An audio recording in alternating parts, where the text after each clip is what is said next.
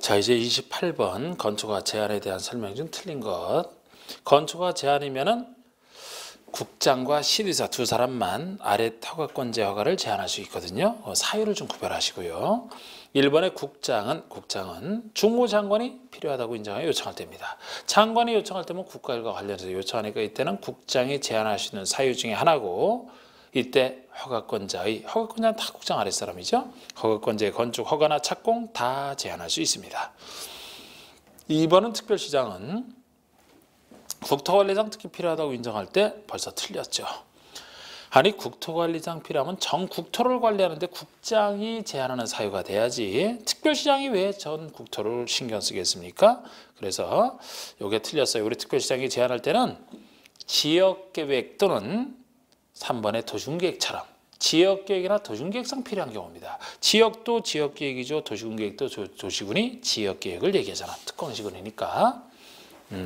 그럴 때 아랫사람이 구청장 허가를 제한할 수 있는 거예요. 그래서 2번이 틀렸고 3번은 도지사는 도시군계획상 도시군계획 지역계획상 필요하니까 아랫사람이 시장의 허가를 제한할 수 있는 거 맞는 겁니다. 4번은요. 시도지사가 시장 등의 허가를 제한한 경우 제한했을 때 바로 윗사람에게 통지받는 규정이죠. 바로 윗사람인 국장에게 즉시 보고를 해야 되고, 국장은 제한의 내용이 과다하다고 인정하면 해제를 명할 수 있다. 국장이 과다하다고 인정하더라도 직접 해제해서는 안 되고 결정한 사람이 해제를 해야 되니까 해제를 명할 수 있다. 이런 식으로 되어 있는 거 좋습니다. 그리고 건축허가 제한 기간은 2년 내로 하되 한 차례 1년 연장할 수 있다. 지금 건축법에 나오는 몇 년 숫자죠. 건축허가 주택법에서는 몇 년 하는 게 대부분 2년으로 보시면 여기는 대부분 2년에 속합니다. 135 아닌 거 계속 얘기하지만 우리 1년짜리는 세 가지. 건축 신고 착수가 1년, 빈집에서 1년 이상 아무도 안 살 때, 그리고 1년이 투기과열지구 재검토가 1년이죠. 3년짜리 두 가지. 가설교철의 존치기한 3년, 주택상환서체 3년을 초과할 수 없다. 5년짜리가 큰 사업인 사업계획 승인 후 착수가 5년, 그거 외에는 대부분 2년. 이것도 대부분 2년이죠. 그렇게 정리하시면 좋은, 워낙 숫자가 많이 나오니까. 자, 29번에 건축 절차와 관련된 다음 설명 중 옳은 것을 했는데, 사전결정 신청자가 사전결정을 통지받으면은 건축허나 의제가 안 되는데 건축허를 따로 신청해야 되는데 1년 내 신청 안 하면 사전결정 효력이 상실이 아니고 2년이 되죠. 건축법에 나오는 숫자 135 아닌 거 2년이잖아 이거. 2번에 신고를 한 자가 신고로부터 2년 내 착수를 안 해요? 신고력 상실한다? 요거는 신고는 예외 1년짜리 들어가잖아. 신고 착수가. 그래서 이건 2년이 아니고 1년이 되는 겁니다. 그리고 다만 정당한 사유가 있으면 1년 착수기한 연장할 수 있다. 건축허 주택법에서 건축 신고 착수가 됐든 건축 허가 후 2년 착수가 됐든 사업 승인 후 5년 착수가 됐든 이 세 가지 착수에 대해서는 착수기한은 셋 다 1년 연장. 연장은 다 1년 연장입니다. 그래서 뒤는 맞아요. 3번에 건축 신고를 받은 자는 신고일로부터 신고받은 때로부터 3일 내에, 이게 5일입니다. 5일. 3일 내에, 3일이 틀렸어요. 5일 내에 괄호 속에 심의 동의를 요한다. 20일이 있지만 신고 수리할지 말지를, 신고 수리 여부를 신고인에게 알려주는 좋은 절차인데요. 3일은 착공 신고에 대해서 알려주는 게 아닌 3일입니다. 그러니까 건축 절차에 나오는 신고 중에서 건축 신고, 이거는 건축가선 권리 취득과 관련된 신고죠. 뭐 가설 건축물 축조 신고도 가설 건축을 지을 수 있는 권리와 관련된 신고예요. 이런 권리 신고는, 즉 건축 신고나 가설 건축의 착수 신고 같은 거, 이런 건축 신고는 단순한 사실 신고인 착공일을 알려주는 사실 신고인 착공 신고보다는 좀 더 중요한 것이라 건축 신고에 대해서 5일, 3일이 나오는 것은 착공 신고에 대해서는 3일 내에 신고할지 말지를 알려주라는 겁니다. 새로 신설된 규정. 그래서 이건 3일이 아니고 5일이 돼야 돼요. 그 다음에 4번이 맞는 게, 허가하기 전에 허가권자가 안전영향평가를 꼭 실시해야 되는 것도 신설이 됐는데, 대상이 두 가지죠. 초고층 건축물이거나 연면적이 10만 이상, 초고층 건축물이거나 연면적이 10만 제곱미터 이상인 건축물, 요게 안전영향평가를 해야 될 대상이 되는 겁니다.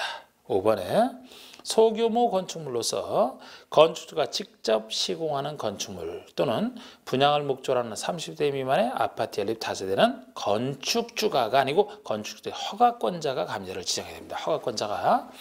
건축법에서는 감리자를 원칙은 건축주가 지정을 하는데 행정청은 허가권자 지정하는 예외가 새로 신설됐죠. 근데 주택법이랑 큰 사업이라 원래부터 행정청의 승인권자가 지정하는 게 원칙이고 예외 사업주체입니다. 이렇게 구조가 다른데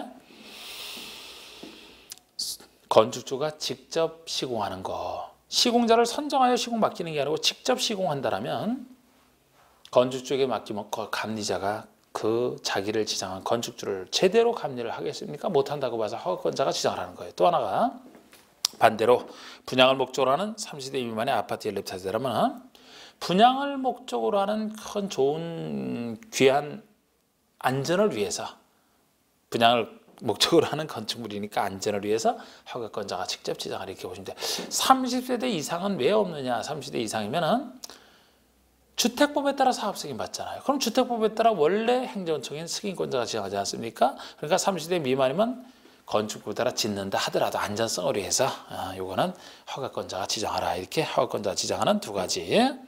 30번의 건축법상 공개공지라 공개공간 설치 의무에 대한 다음 설명중 옳지 않은 것은 우리 공개공지 등은 많은 사람이 이용하는 어떤 연면적 5천 이상의 문화집회시설, 판매시설, 백화점 같은 데 가서 볼 수 있는 그런 것을 어디에 지을 때 적용받느냐부터 아셔야 되는데 공개공지 등은 주상공생활 중에서 주거생활과 상업생활에 관련돼 있어요. 생산에만 전념해야지 누구랑 같이 공개공지에 모여서 노닥거립니까? 주거와 상업생활에 있어서 공개공지를 설치하라 이렇게 보시면 되는데 그래서 1번에 공개공지나 공개공간에 설치되는 지역으로서는 일반 주거와 준주거 대표적으로 들어갑니다. 주거지역 중에서 전용주거만 빠지는 게 전용주거는 양호한 주거환경이기 때문에 5천 이상의 큰 복잡한 시설이 들어가는 거 아예 안 돼요. 주거환경 망칠까 봐 해서 전용주거는 빠지고 일반 주거, 준주거는 적용이 됩니다. 상업지역은 당연히 다 돼요. 공업지역 중에서는 준공업만 됩니다. 거기 일반 공업이 대상으로 들어가서 틀린 겁니다. 준공업만 돼요. 공업생활과는 관련이 없다라고 하는데 왜 준공업만 들어가느냐? 준공업은 공업지역에 속하지만 주거상업업무기는 보안, 주거상업생활과 관련돼 있으니까 이것만 들어가는 거예요. 그래서 일반 공업도 빠져야 됩니다. 요게 해당 지역에 지을 때만 이제 설치를 하면 돼요. 그래서 1번 잘 보시고 틀렸고 2번 얘기는 공개공지로서 얼마나 확보하느냐? 대지면적의 10%가 최대치입니다. 대지면적의 10% 내에서 조례로 정하는 이 경우는 조경 면적과 문화재 현지 보존 조치 면적, 공개공지 면적을 할 수 있고요. 3번 얘기는 건축주가 주민을 위한 문화행사나 판촉활동 할 수는 있습니다. 그런데 연간 60일이 한도라는 겁니다. 주민이 관련된 거 60일. 4번은 공개공지나 공개공간을 설치할 때 혜택 주는, 고생했다고 혜택 주는 규정인데 용적률과 보통 높이지 않을 두 가지를 1.2배까지 최대 완화할 수 있는 1.2배에 의해서 완화할 수 있는 그 얘기입니다. 대표적으로 건폐율은 완화 안 돼요. 건폐율 1조 원 확보한 것도 안 되지만 우리 건폐율을 완화하게 되면은 공개공지랑 충돌돼서 그래요. 건폐율을 완화하면 더 넓게 지어야 되는데 공개공지랑 충돌되잖아. 그래서 높게 용적률과 보통 높이지 않은 1.2배까지. 5번은 공개공지나 공개공원의 설치 대상이 아닌 건축물에 대해 설치를 한다 그러면 안 해도 될 사람이 하니까 혜택 완화 규정은 준용하겠다는 얘기죠. 31번. 다음은 건축법령상 건축물의 일조등의 확보를 위한 높이 제한에 대한 설명이다. 옳은 거. 자, 일조권 확보란 높이 제한. 적용 법부터 보셔야 돼요. 이번엔 취지가 아까 공개공지는 주거 상업생활과 관련돼 있다라면은 일조권 확보란 높이 제한은 주거 생활과만 관련돼 있어요. 상업생활만 해도 직사광선 들어오면 제품 변색돼서 안 됩니다. 그래서 일조권은 주거생활과 관련돼 있기 때문에 어디서 지을 때 이게 특수하게 적용이 되느냐? 원칙은 일반 건축물을 전용주거와 일반 주거에서 지을 때 적용되는 게 가장 기본이잖아. 준주거만 하더라도 여기서는 빠지는 게 주거지역 중에서 상업과 관련된 게 준주거라. 여기서 빠지는 겁니다. 취지를 갖고 잘 보세요. 그리고 예외적으로 공동주택은 크니까 범위를 확대시키는데 아무리 공동이라 하더라도 1, 2위 제일 비싼 중심 상업이나 일반 상업은 안 되고 중심이나 일반 상업지를 제외한 지역에서 지을 때 적용받는 이게 적용 범위가 기본이고 이때도 북쪽에서부터 얼마 띄우는 게 원칙인데 남쪽에서 띄우는 예외. 자, 1번은 준주거에서 건축하는 건축물은 1조 등의 확보를 위한 높이 제한을 적용받는다. 준주거라 적용받지 않습니다. 이게 혹시 공동주택이라면 예외적으로 적용이 되죠. 근데 보통 건축물이잖아. 그러면 전용과 일반 주소 지을 때만 적용받는 것이라 1번 틀렸고 2번은 과연 얼마를 최소한 띄우느냐라는 건데 아직까지 뭐 이런 숫자는 안 됐지만 그냥 한번 공부하시라고 했습니다. 건축물의 높이 9m 이하까지는 9m까지는 정북방에 인접대지 경에서 띄우는 게 원칙이죠. 그쪽으로부터 최소 2m 아니고 1.5m 이상 띄워야 돼. 1.5m 이상. 9m를 만약에 넘는 부분이면 그 높이의 2분의 이상을 띄워야 됩니다. 9m 이하까지는 최소 1.5, 9m 넘는 부분은 그 높이의 반 이상. 3번이 건축물의 정북방향의 대지가 정북방의 대지의 일조권을 보호해줄 그쪽이 보호 대상이죠. 그쪽 대지가 전용주거나 일반 주거지역이 아닌 지역이라면 일조권화권 높이 제한을 적용하지 않으니까 적용 안 하고 그냥 자유롭게 지을 수 있다는 얘기가 돼요. 제가 지금 주로 지을 때 짓는 땅이 전용과 일반 주거에서 지을 때 적용을 하는 건데 물론 이게 짓게 되면 정북방의 대지 일조권을 보호해주는 것이죠. 이 보호 대상인 정북방의 대지도 역시 전용과 일반 주거지역이라 보호할 필요가 있지. 예를 들어 아니다, 상업지역이다. 이걸 왜 보호를 해줍니까? 그래서 전용과 일반 주거지역이 아닌 지역이면은 적용하지 않겠다는 거예요. 근데 이렇게 적용하지 않는 것에 두 가지가 더 있습니다. 여긴 없지만 두 가지 더 있는 게 너비 20m 이상인 도로에 접한 대지다. 그러면은 중간에 너비 20m인 넓은 도로가 있으니까 충분히 거리가 확보됐네요. 적용 안 해도 또 건축 협정구역 내에서 지을 때입니다. 자, 우리 건축 협정구역이면은 그곳에 땅 가진 사람들이 전원 합의로 협정을 체결한 거 아닙니까? 그러면 통합하에 적용하기 때문에 각 대지 간에 일조권을 정할 필요는 없다고 보는 거예요. 이거 세 가지. 그리고 4번은 정북권으로 접하고 있는 대지 소유자와 합의한 경우라도 정남방향의 인접대지 경계에서부터 시장대지 제한 높이하라 할 수 없다, 할 수 있다예요. 남쪽에서부터 할 수 있는 예외 중에 두 가지가 있습니다. 원래는 북쪽에서 띄우는 건데 예외로 남쪽으로 띄울 수 있는 경우 중에 첫 번째는 이제 뭐 택지개발지구 도시개발구역 등 미개발지를 새로 개발하는 것이면 어차피 새로 개발할 때는 딱딱 띄워서 지우니까요. 새로 개발할 때 또 하나가 북쪽 신경 안 써도 되는 경우라고 했잖아. 여기처럼 정북방의 대지 소유자와 일조권을 침해되는 곳을 합의했다라면 신경 쓸 필요 없잖아. 또 하나가 정북방에 건축이 금지된 하천이나 도로 등이라면 건축이 금지된 공지라면 앞으로도 건축물 안 들었으니까 남쪽에서부터 띄울 수 있다. 북쪽 무시하고 그런 얘기죠. 5번은 2층 이하이거나 8m 이하인 건축물은 조례가 정하는 바에 따라 일조권 규정을 적용하지 아니할 수 있다. 생략할 수 있는 경우 중에 2층 이하이거나가 틀렸어요. 2층 이하로서 8m 이하입니다. 순수 2층짜리. 제가 건축공부에서 큰 것은 아까 고층처럼 A 또는 B 어느 것 하나 크면 큰 거죠. 그럼 작은 것은 A 및 B 둘 다 작아야 된다 그랬잖아. 순수 2층짜리면 2층이면서 2층 높이인 8m 이하 동시에 갖췄다라면 태양은 위에서 비치니까 침해할 염려 없다. 생략할 수 있다. 근데 2층 이거나 해서 그럼 2층 이거나 하면 틀린 거예요. 만약에 2층에 높이 통제 안 한다? 한 개층을 10m에서 20m로 지금 침해되잖아요. 그래서 2층으로서 8m 이하 동시에 갖췄을 때 32번 주택법상 세대구 분양 공동주택에 대한 설명으로 옳지 않은 거. 우리 세대구 분양은 항상 원래 한 세대짜리인데 이걸 편의상 둘 이상 세대로 구분하여 이쪽에서 살고 이거 뭐 임대용으로 쓰다가 나중에 통합할 수 있는 이게 세대구 분양이죠. 한 세대짜리인데 그래서 공동주택의 주택 내부 공간의 일부를 세대별로 구분하여 생활이 가능한 구조로 하되 그 구분된 공간 일부에 대해서 구분을 할 수 있다? 할 수 없다 그래야 됩니다. 일부에 대해서 구분을 할 수 없어야 돼. 나중에 통합하는 게 항상 특징이기 때문에 일부분을 다른 사람이 소유하고 있다라면 나중에 통합이 안 되잖아요. 그래서 구분을 할 수 없다는 게 특징입니다. 뭐 2번처럼 구분된 각각의 공간마다 동등된 주거 생활을 해야 되니까 욕실, 부엌, 현관까지 별도로 설치해서 눈치만 보고 살 수 있게. 그리고 3번도 여기 특징 있잖아요. 세대구 분양 공동주택은 주택단지 공동주택 전체 호수의 3분의 1을 넘지 않아야 됩니다. 호수 기준뿐만 아니고 전용 면적 기준에서도 마찬가지입니다. 3분의 1을 넘어서는 안 돼.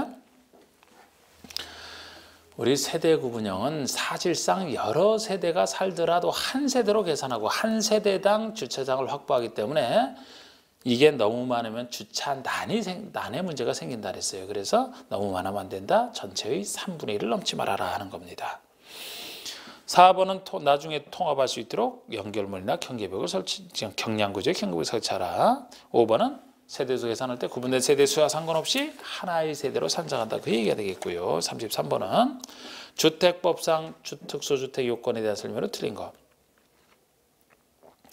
특수주택이면 에너지 절약형 친환경 주택이 있고요. 에너지 절약하는 형태, 그리고 건강에 친한 건강 친환경이 있고 아주 오래 쓸 수 있는 장수명 세 가지가 있잖아. 그리고 지금은 여기에서도 어느 정도 될 때 의무적으로 설치하라 그렇게 건설 의무가 있습니다. 그런데 셋 중에서는 장수명이 제일 좋은 것이라 제일 떨어지는 게 에너지 절약형이죠. 건강이 더 중요하지 돈 절약하는 에너지 절약형보다는. 그래서 하나는 사업 승인 대상이면, 즉 30세대 이상이면 에너지 절약형으로 줘라. 500세대 이상일 때 건강 친화형, 1000세대 이상이면 장수명으로. 이렇게 이제 중요성에 따라서. 그래서 일본의 사업 주체가 사업 승인을 받아 공터를 건설하는 경우 이게 사업 승인이 원칙적인 30세대 이상 아닙니까? 그 정도만 되더라도 에너지 절약형 친환경 주택으로 건설해야 된다는 거죠. 의무. 맞습니다. 2번이 건강 친환경 주택의 뜻 그대로죠. 실내 공기 오염물질 최소화 건강 친화형 개념이고요. 3번은 300세대가 아니고 500세대가 돼야 돼. 사업체가 500세대 이상의 공동주택을 건설하는 경우에는 건강 친환경 주택으로 건설하라는 겁니다. 500. 4번은 장수명 주택의 개념이죠. 오랫동안 쓸 수 있는 내구성을 갖추고 쉽게 변경할 수 있는 가변성과 수리 용이성이 우수한. 그래서 이 5번처럼 장수명은 1000세대 이상 지으려고 할 때 장수명 주택의 등급이 4등급인데 그 최저 등급인 일반 등급 이상을 인정받아야 된다는 얘기는 최소 장수명으로 지라는 그런 얘기가 되겠습니다. 1000세대 이상일 때 3번만 틀렸어요. 34번의 공동사업주체에 대한 다음 질문 좀 옳지 않은 거. 공동사업주체. 보통 민간인이 민간 전문가인 등록사랑 같이 하는 걸 얘기하는데요. 1번 토지 소유자가 주택을 건설할 때는 민간 전문가인 등록사업자와 공동으로 할 수 있다는 임의적이죠. 같이 할 수도 있고 안 할 수도 있고 혼자 하게 될 때는 등록하면 돼. 또 2번도 마찬가지의 주택조합인데 세대수를 증가하지 아니하는 보통 리모델링은 뺀다는 게 건설할 때는 공동으로 사업할 때는 건설을 전제로 하기 때문이에요. 그래서 세대수 증가 없는 리모델링은 새로 건설하는 게 아니잖아. 그죠? 그래서 그걸 뺀 주택조합이 그 구성원 주택을 건설할 때잖아. 건설할 때는 등록사업자와 주택조합이 할 때만큼은 등록사업자 외에 지자체나 지방공사까지도 포함이 되고 있어요. 하여튼 이런 자와 공동으로 할 수 있다. 해도 되고 안 해도 되고. 그런데 1, 2번과 차이가 나는 게 3번이죠. 고용자가 근로주택 건설할 때는 고용자가 사원아파트 지을 때는 등록사업자 공동으로 사업을 시행하여야 한답니다. 의무예요. 이건 의무. 해야 된다. 아까 저는 할 수 있다. 해야 된다. 여기는 해야 된다. 경영에 충실하라고 그랬잖아. 의무적으로 공동사업을 같이 해야 공동사업 측에 일을 맡기고 고용자는 경영에 충실하는 게 좋다고 봐서. 그래서 이 차이점이 있는데 지금 정확하게 다 표현하고 있어요. 그리고 4번, 5번은 공동으로 할 때 역할 분담 얘기잖아요. 전문가가 등록사업자니까 등록사업자가 어려운 시공은 맡하고 땅 제공은 등록자가 아닌 자가 땅 제공. 이게 역할 분담입니다. 그래서 4번에 등록사업자가 시공 기준 요건을 따로 갖췄다. 시공 요건을 따로 갖춘 자이거나 아니면은 건설산업 기본법에 의한 건설업에 등록을 한 자. 즉 건설업자가 직접 대라는 거예요. 시공을 해야 되니까. 그리고 5번의 위 사의 경우 등록사업자가 주택건설 대지의 소유권을 확보하라. 대지 소유권은 등록사업자가 아니고 등록사업자가 아닌 자가 해야 돼요. 이게 아까 토지 소유자, 주택조합, 고용자가 대지는 확보해야 됩니다. 그중에서도 조합이 확보할 때는 그런 얘기도 있잖아요. 조합이 원래 확보해야 되는데 지구단위 결정이 필요한 사업, 큰 사업에서 지역과 직장이면 100%가 아니고 95% 이상 소유권만 확보해야 된다. 그런 예외도 존재하는 게 등록자가 아닌 자가 소유권을 확보해야 되기 때문에 그렇습니다. 35번 리모델링 조합의 설립에 대한 설명이다. 옳지 않은 것. 주택조합에서는 리모델링에 적용되는 거 아니면 지역과 직장에 적용되는 거를 항상 구별하는 그런 생각을 가지고 문제를 푸시라고 했는데 옳지 않은 것은 자 우리 1번은 건축법상 건축 허가를 받아 분양을 목적으로 건설한 공동주택에 있는 건축물 중에서 공동주택 외의 시설, 상가시설 소유자라도 조합원이 될 수 있다. 제가 리모델링 조합의 조합원은 공동주택이라면 혼자 리모델링 못하니까 주택법에 따라 지었든 건축법에 따라 지었든 당연히 들어가고요. 단지 내에서 독립을 소유자도 주택 소유자는 아니지만 가입을 시켜야 단지 전체를 한꺼번에 할 수 있으니까. 또 지금 여기처럼 건축에 따라 지었는데 주상복합을 하나의 건축물을 지었다. 그러면 상가 즉 공동주택 아닌 시설 소유자라도 가입을 시켜야 건물 전체를 한꺼번에 리모델링을 할 수 있으니까. 이게 맞습니다. 단독주택 소유자만 혼자 하면 되니까 할 필요 없다 그랬잖아. 가입할 수 없다 그랬잖아. 단독주택 소유자만.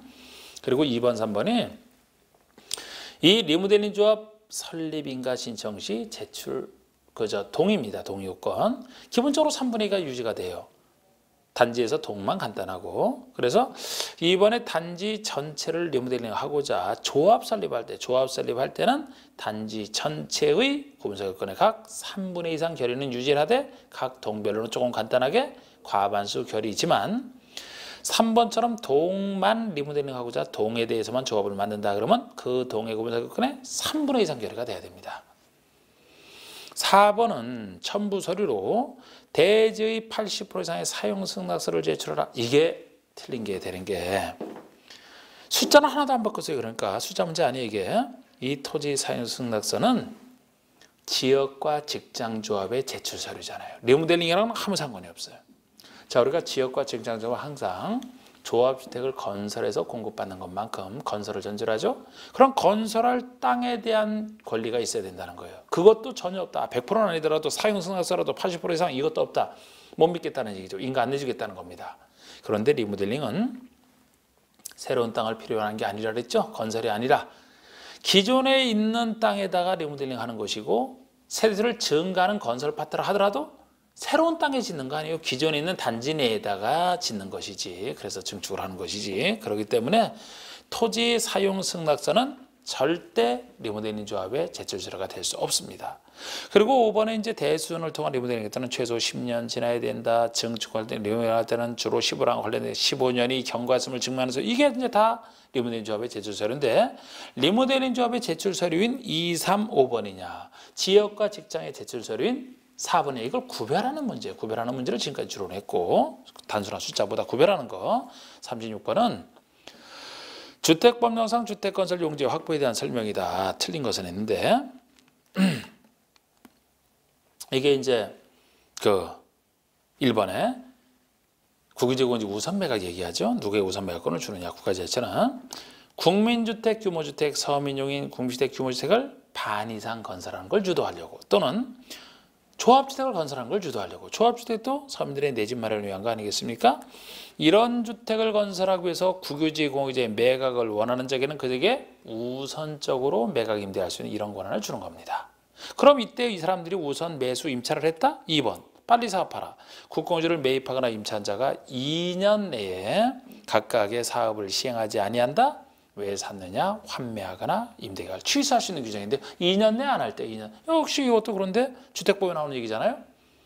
건축주택도 135 아닌 거 아까 135 아닌 거 다 2년. 그렇게 보시면 되는 거죠. 이것도. 3번은 공공사업주체가 국민주택을 건설할 경우에는 토지 등을 수용 사용할 수 있다. 주택법상 수용 사용에서는 이것이 공부될 대상입니다.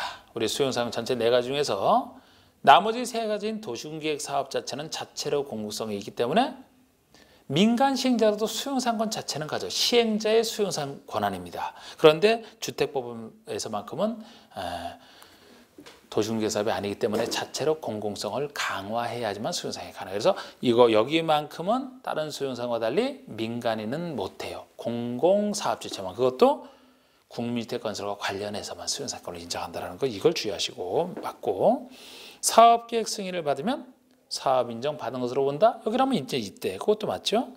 자, 우리 4번, 5번은 채비지 우선 매각 얘기인데 4번은 사업주체가 국민주택 용지로 사용하기 위해서 자, 우리 채비지 매각 요구할 때는 국민주택 용지로 쓰고자만 한다라면은 공공이든 민간이든 사업주체는 요구할 수 있습니다. 그래서 아까 수용 사용 3번과 요건이 다르잖아요. 여기는 사업주체가 국민주택 용지로 쓰기 위해서 도시개발사업 시행자에게 채비지 매각을 요구하면은 그 시행자는 채비지 총면적, 자기가 가지고 있는 면적의 2분의 1 최대 반까지 그자에게 우선적으로 매각할 수 있는데 5번의 위 사의 경우 채비지 양도간 조성 원가를 기준으로 한다. 이게 틀린 겁니다. 조성 원가가 아니고 감정 가격을 기준으로 한다 해야 돼요. 감정가를. 조성 원가가 훨씬 싼 거 아닙니까? 원칙으로는 감정가를 기준으로 하되 조성원가라면은 임대주택 건설 등을 위한 뭐 이런 얘기가 따로 들어갔을 때만 아주 임대주택이니까 서민들을 위해서 좀 손해봐라 조성원가가 되는 거예요. 원칙은 감정가로 하고 임대주택 건설 등에는 조성원가로 할 수 있다 그렇게 해야 됩니다. 37번 문제. 주택건설 사업에서 건설되는 주택 또는 대지에 대한 사업주체의 주택조합의 경우는 제외 이 말이 붙어있고 사업주체의 저당권 설정이 제한되는 기간을 묻고 있어요. 우리 사업주체가 저당권 설정 제한은 입주 예정자를 보호하기 위해서 예정자에 해가 되는 각종 저당권을 일정 기간 동안 설정하지 말라는 얘기인데 유명한 얘기죠. 4번이 답이 되는 게 입주자 보호 조치이기 때문에 입주자 모집 공고 승인 신청일로부터 통지하면 충분한 보호가 되는 거예요. 그런데 이게 아까 우리 본문에서 주택조합은 제외해서 원칙대로 하라는 얘기인데 주택조합이 만약에 사업주체라면 조합원에게 줄 때 입주자 모집 공고가 없기 때문에 그때는 2번처럼 사업계획 승인 신청일로부터 하는 겁니다. 없어서. 그리고 다시 4번의 끝에 언제까지냐. 예정자가 이전 등기를 신청할 수 있는 날 이게 2번처럼 사업주가 통보한 입주 가능일과 같은 얘기거든요. 이날 이후 60일까지잖아. 5번은 60일 안이라서 틀린 거고. 그래서 답이 4번이 되는 건데 만약에 예외 규정인 주택조합이 할 때라고 묻게 되면 그때는 답이 2번이 되는 거예요. 주택조합이 할 때는. 그런데 그건 제외니까 원칙대로 4번이 답이 되는 겁니다. 38번 문제가 주택법상 국장은 공공택지, 외의택지, 민간택지에서 일반에게 공급하는 주택에 대해서 분양가 상한제 적용을 할 필요가 있으면 분양가 상한제 적용 지역을 지정할 수 있다. 그 지정 요건에 대한 다음 내용 중 괄호 안에 옳은 내용. 자, 우리 민간택지에서는 분양가 상한제 적용을 안 받기 때문에 예외적으로 받게 하고 싶다 그러면 분양가 상한제 적용 지역을 따로 지정을 해야 됩니다. 그래서 그곳이 지정되어야만 분양가 상한제 적용을 하는데 요거 국장이 지정 권한을 가지죠. 그런데 과거에 이 국장의 지정 권한이 너무 까다로워서 사실상 지정이 거의 안 되는 입장에서 그래서 최근에 이렇게 바꾼 겁니다. 완화하기 위해서 완화해서 이제 분양가 상한제를 지정하려고 그 요건 보시면 3개월간의 주택 가격 상승률이 3개월 동안의 주택 가격 상승률이 물가 상승률에 비해서 2배를 초과했다? 이거 얼마 안 되는 요건이 아주 간단한 요건이에요. 주택가격 오를 때는 뭐 물가 상승 금방 더 오릅니다. 그래서 2배만 초과했다면 간단한 겁니다. 이건 공통되는 요건이야. 지금은 이 공통되는 요건을 채운 것 중에서 다음에 어느 하나의 요건에 해당하면 지정할 수 있다는 건데 기업번도 새로 도입한 건데 이것이 12개월 동안 직전 12개월간 약 1년이죠. 직전 12개월간에 해당 지역의 평균 분양가 상승 아까는 주택가 상승률이 이거는 분양가만 새로 분양하는 분양가만 따지는 거예요. 분양가 상승률이 물가 상승률에 비해서 이렇게 2배 초과. 그러니까 주택가격 상승률이 물가 상승률보다 2배 초과한 것으로서 12개월 동안의 분양가 상승률이 역시 2배 초과합니다. 아니면 니은번에 직전 3개월 동안의 주택 거래량이 전년 동기 대비 20% 이상 증가해요. 이게 바뀌기 전에는 200%였거든요. 그럼 전년 동기 대비 200% 이상 거래량이 증가했다는 건 거래량이 2배 이상 증가했다는 건데 지금은 20%니까 0.2배 증가잖아. 그죠? 그래서 훨씬 완화된 겁니다. 그 다음에 D급번이 옛날에는 청약 경쟁률 20대 1 초과였는데 지금은 마치 투기과열지구 지정할 때 요건과 거의 같게 요 D급번은 청약 경쟁률을 따지는 건 투기과열지구 지정 요건과 같아요. 이렇게 완화시킨 겁니다. 자, D급번이 직전 2개월 동안에 투기과열지구는 2개월 동안에 그 지역에서 공급하는 주택의 전체 주택의 청약 경쟁률이 5대 1을 초과하거나 아니면 국민주택 규모 이하 주택만 따졌을 때는 그 서민용인 주택의 청약 경쟁률이 10대 1을 초과할 때예요. 10대 1을 초과할 때 이게 답이 5번이 되는 겁니다. 그래서 39번 보시면 농지의 차업은 의무와 관련된 다음 설명을 좀 바르지 못한 거. 농지 전후허를 받거나 신고를 하여 농지를 취득한 자가 취득한 때로부터 3년, 2년이에요. 2년 내 목적 사업에 착수하지 아니한 때는 처분 의무가 발생한다. 자, 우리 농지 전후허가나 신고를 했으면은 목적 사업에 빨리 착수해야 되죠. 3년 아니고 2년 내 착수를 안 하면 왜 전용을 했느냐? 그냥 가지고 있으면 팔아라 처분허가 발생하는 겁니다. 이때는 뭐 정당한 사유 같은 거 인정 안 해준다 그랬어요. 무조건 2년 내 착수 안 하면 처분해야 됩니다. 예를 들어 우리가 처분 사유 중에서 학교 등이 실습시 등으로 취득해도 그 목적에 써야 되는데 그 목적에 안 쓰고 있다? 그러면 처분 후가 생기잖아. 거기도 정당한 사유는 개인의 정당한 사유는 인정을 안 하죠. 무조건 안 하면.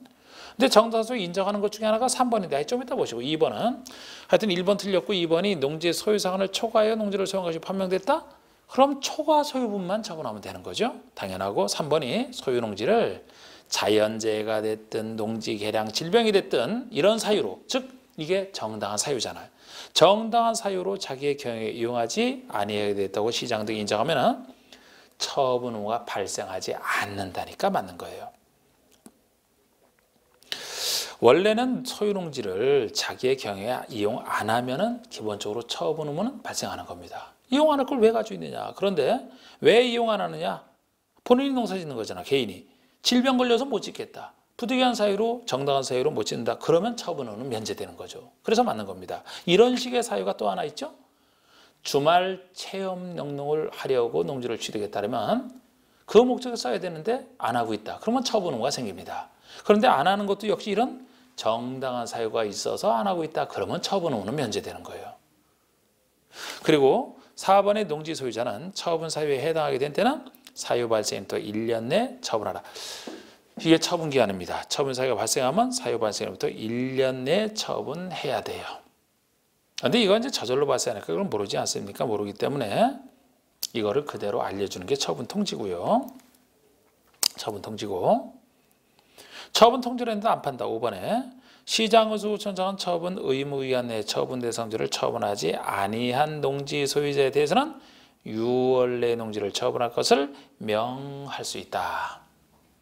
이게 처분 명령이죠. 1년 내 안 팔으면 다시 6월 내 처분할 것을 명할 수 있다. 40번 문제. 농지 전용 허가 등에 대한 다음 설명 중 옳지 않은 것을 했는데 농지 전용 허가권자는 농장. 원칙이 농장이잖아요. 농지 전용은 장관이 직접 나서서 합니다. 여기에 대한 예로서 협의, 신고, 타인도의성 허가가 있는데 우리 2번이 도시지역의 녹지와 개발장구간의 농지에 대해서 개발행위 허가를 하거나 형질병행 허가하는 경우 자 우리 도시지역이지만 녹지나 개발장구역은 보존할 땅이라 그곳의 농지는 좋은 농지인데 개발행위 허가 등을 한다면 허가하는 순간 농지 파괴되거든요. 그렇기 때문에 미리 허가권자는 농장과 미리 전용 협의를 해야 돼. 이게 협의 대상이잖아요. 농지를 지키는 농장과 미리 협의하라. 농지를 망가뜨리는 행위. 세 가지 중에 하나가 이겁니다. 나머지 두 가지는 예를 들어 뭐 농지 파괴하는 행위 생각하시면 돼요.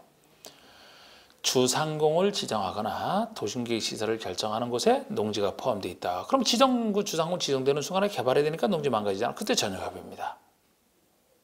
물론 이미 지정된 주상공에 있는 농지를 다른 쪽으로 바꿀 때는 이미 망가진 농지니까 협의 필요 없지만 그죠. 그리고 또 하나가 계획관리지역에 지구단위 계획을 지정하는데 그곳에 농지가 있다. 그러면 지구단위 계획 지정해서 개발하는 순간에 농지 파괴되니까 그죠. 미리 전용 협의, 협의 대상. 협의는 농장과. 자 3번, 4번이 신고에 전용 신고에 대한 얘기거든요. 타인도의 성허가는 우리 저번에 문제 냈으니까 뺐고. 자 3번이 크게 신고 대상이 두 가지 중에 하나입니다. 첫 번째가 농지를 양어장이나 양식장 등 업용 시설 부지로 전용하고자 할 때는 시장의수구청에 신고, 이게 신고 중에 하나입니다. 농업일에 생업일이 한 거 제가 큰 틀어요. 생업일이 한 거. 예를 들어 먹고 사는 양어장, 양식장 업용 시설 부지로 전용하겠다. 간단하게 해줘야죠. 아니면 농업인, 어업인 주택을 짓겠다라든지 아니면 어떤 그 마을에 간 놀이터 등 농업인의 공동생활 편의시설을 짓는 것도 혜택을 줘야 돼. 그런 경우가 신고, 간단한 신고라 장관이 아니고 시장의수구청에서 신고하는. 4번이 또 다른 이제 큰 틀에서 신고 두 가지 중에 하나가 4번인데요. 농업진흥지역 밖의 농지 중에 평균 경사율이 15% 이상인 농지로서 영의정하는 농지, 이게 영농여건 분리농지잖아. 농사질 여건이 분리한 농지, 이 농지를 전용할 때는 다 신고입니다.